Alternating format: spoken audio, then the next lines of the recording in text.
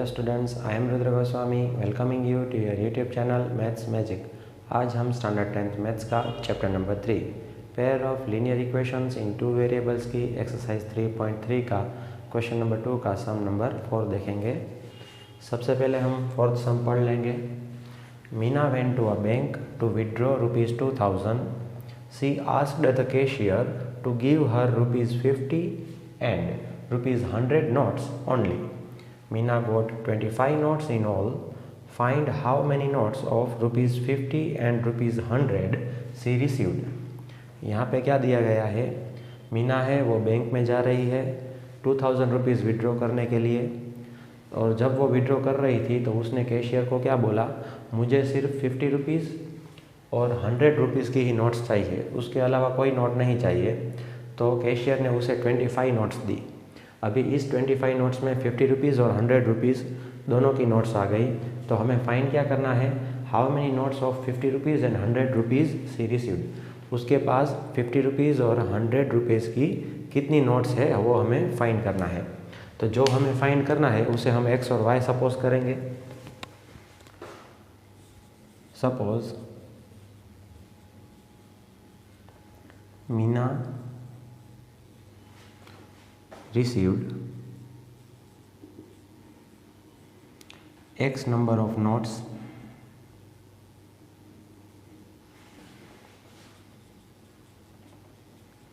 of 50 rupees and Y number of notes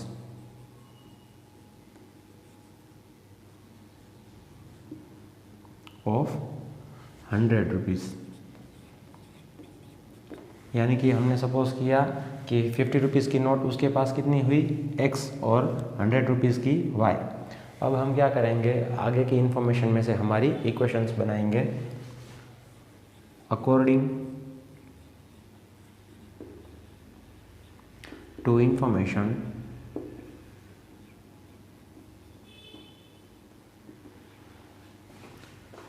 we will get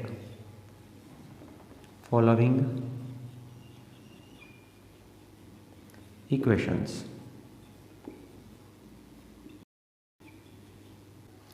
अब हम देखेंगे कि सबसे पहले हमें क्या इन्फॉर्मेशन दी गई है।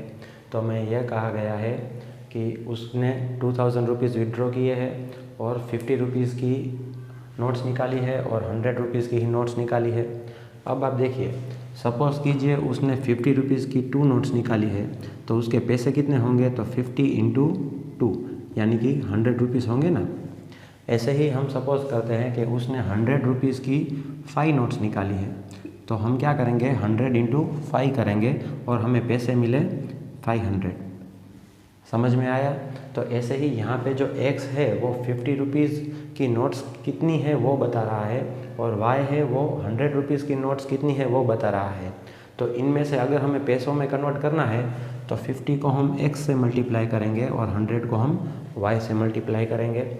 तो देखिए 50 रुपीज़ की नोट से उसके पैसे कितने हुए, तो 50 इंटू एक्स करेंगे। ऐसे ही 100 रुपीज़ की जो नोट्स है उसके पैसे कितने हुए, तो 100 इंटू वाई करेंगे। तो ये हमें 50 रुपीज़ के पैसे, नोट्स के पैसे, और ये में 100 रुपीज़ की नोट्स के पैसे मिल गए। और इन दोनों को अगर हम ऐड करेंगे तो कितने पैसे होंगे, 2000 यहाँ पे दिया गया है, इक्वल्स टू 2000। अब आप देखिए दोनों में से यहाँ पे 50 है वो कॉमन निकल रहा है, तो 50 कॉमन निकालेंगे। 50 के टेबल में 50 कब आएगा, 50 1 ज़ा 50, तो 1x नहीं लिखेंगे, सिर्फ x लिखेंगे, प्लस का प्लस। 50 के टेबल में 100 कब आएगा, 50 2 ज़ा 100, तो 2y इक्वल्स टू 2000। ये जो 50 मल्टीप्लिकेशन में है राइट हैंड साइड जाएगा तो डिवीज़न होगा, therefore x plus 2y equals to 2000 divided by 50। 0 0 cancel out होगा, 40 5 ज़ा 200 होगा, 5 5 निकल गया, therefore x plus 2y equals to 40। ये हमें मिली इक्वेशन नंबर 1। अब हम इक्वेशन नंबर 2 बनाएंगे।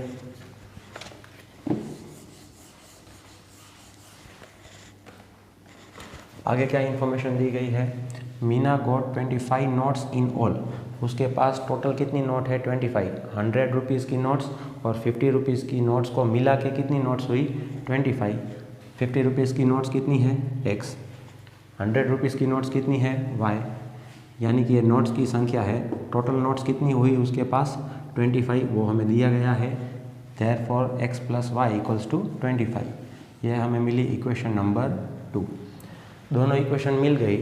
अब हमारा स्टेप क्या होगा, हम क्या करेंगे x या फिर y के कोएफिशिएंट को इक्वल करेंगे।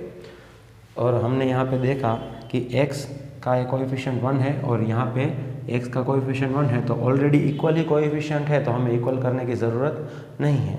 तो अब हम क्या करेंगे, हम चेक करेंगे जिसके कोएफिशिएंट इक्वल है उसकी साइन इक्वल है या डिफरेंट है। यहाँ पे x की साइन प्लस है, यहाँ पे भी प्लस है, यानी कि साइन इक्वल है।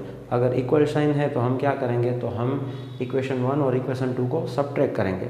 अगर डिफरेंट साइन होती यानी कि एक प्लस और एक माइनस होता तो हम ऐड करते दोनों इक्वेशंस को। यहाँ पे साइन दोनों की सेम है तो हम सबट्रैक्ट करेंगे। Subtracting equation 2 from equation 1। तो सबसे पहले हम इक्वेशन 1 को लिख लेंगे, x + 2y = 40। दूसरी इक्वेशन लिख लेंगे उसके नीचे, x + y = 25। अब आप देखिए, जब भी हम सबट्रैक्ट करेंगे दोनों इक्वेशन को तो नीचे वाली जो इक्वेशन है उसमें सारे टर्म्स की साइन चेंज करेंगे। ये प्लस है तो माइनस, ये प्लस है तो माइनस, ये भी प्लस है तो ये भी माइनस हो गया। अब हम पुरानी साइन को कंसीडर नहीं करेंगे, नई साइन को ही हम कंसीडर करेंगे। यहाँ पे +x है, यहाँ पे -x है, तो x तो एलिमिनेट हो गया। अब y की बारी, ये प्लस है ये माइनस है, तो प्लस माइनस माइनस, यानी कि इन दोनों का सब्ट्रैक्शन होगा। 2y - 1y = 1y, तो 1y लिखने की ज़रूरत नहीं है, सिर्फ हम y लिखेंगे। बड़ा डिजिट 2 है, उसके आगे प्लस है तो यहाँ पे भी प्लस रहेगा। = 40 में से 25 सबट्रैक्ट करेंगे तो यहाँ पे आंसर आएगा 15। बड़ा डिजिट 40 है, उसके आगे प्लस है तो यहाँ पे भी प्लस रहेगा। तो इस तरह से हमें y की वैल्यू मिल गई। यह हमें मिली इक्वेशन नंबर 3। अभी इक्वेशन नंबर 3 को इक्वेशन 1 में या फिर इक्वेशन 2 में सब्सटीट्यूट करेंगे और x की वैल्यू निकाल लेंगे। तो हम इक्वेशन नंबर 3 को इक्वेशन नंबर 2 में सब्सटीट्यूट करेंगे।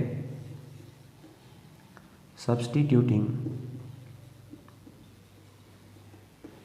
Equation 3 in equation 2।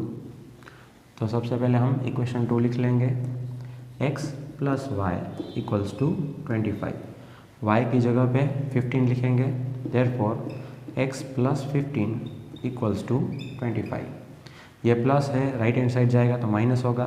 Therefore x = 25 - 15, therefore x = 10, यानी कि x 10 मिला, यानी कि 50 रुपीज़ की जो नोट्स है वो हमें 10 मिली और y 15 मिला, यानी कि 100 रुपीज़ की जो नोट्स है वो हमें 15 मिली। अब हम लिख लेंगे, hence Meena got 10 notes of 50 rupees and 15 notes of 100 rupees. तो इसी के साथ हमारा क्वेश्चन है वो कंप्लीट होता है। नेक्स्ट क्वेश्चन हम नेक्स्ट वीडियो में देखेंगे।